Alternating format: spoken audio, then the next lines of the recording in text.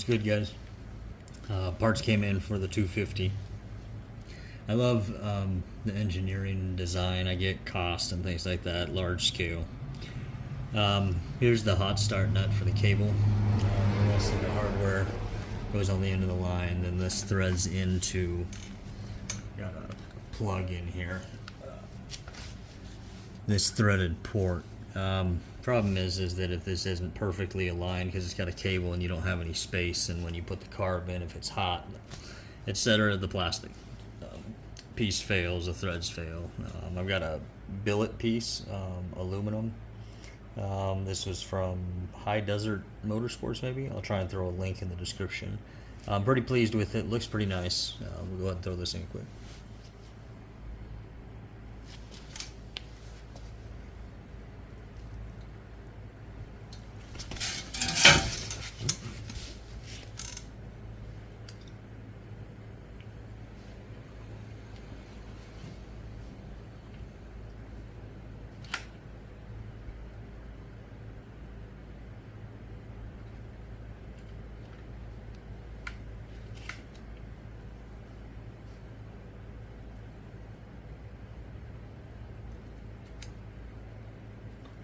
Try and show you something I do to help make my life a little easier when I'm doing stuff like this.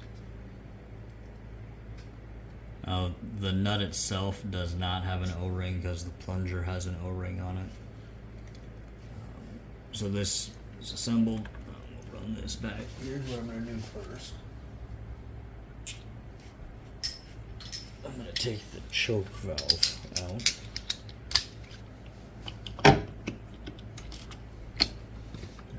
I've already disconnected the fuel line. Just give you a little more space. You don't really need to do that. You honestly don't really need to remove the choke valve. See, no O-ring on the plunger. Oh, where's my finger? There's no O-ring on the plunger, so you've got an O-ring on the nut.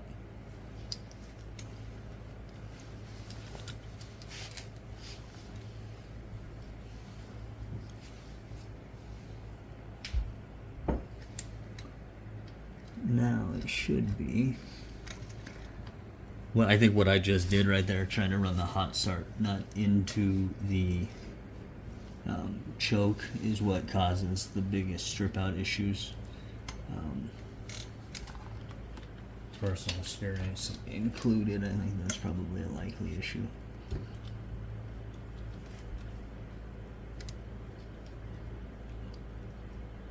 Went ahead and cleaned the threads on this before I ran this in, just in case there was plastic debris or anything else there that would cause problems.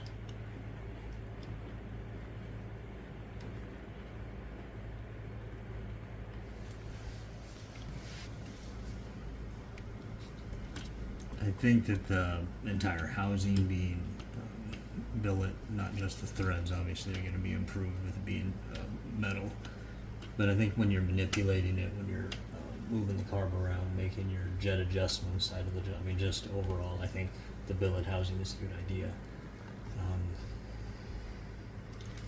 Honestly, the nature of everything else, leave the choke plastic. It's kind of interesting that they didn't do this. It's the nature of aftermarket parts, right? Make things better. I think I just about done this up.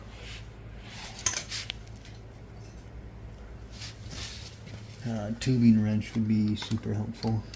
You could also loosen the boots and then rotate this over, make it a little easier to access.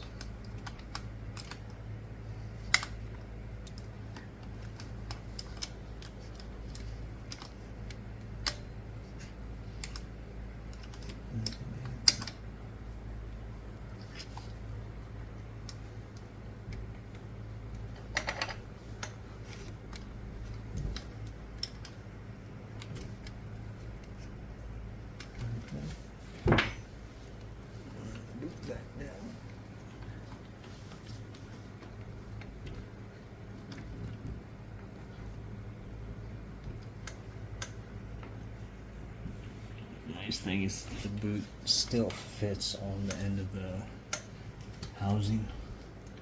I don't know if you can see that, but we still Gives it a stock feel. Leather feels good.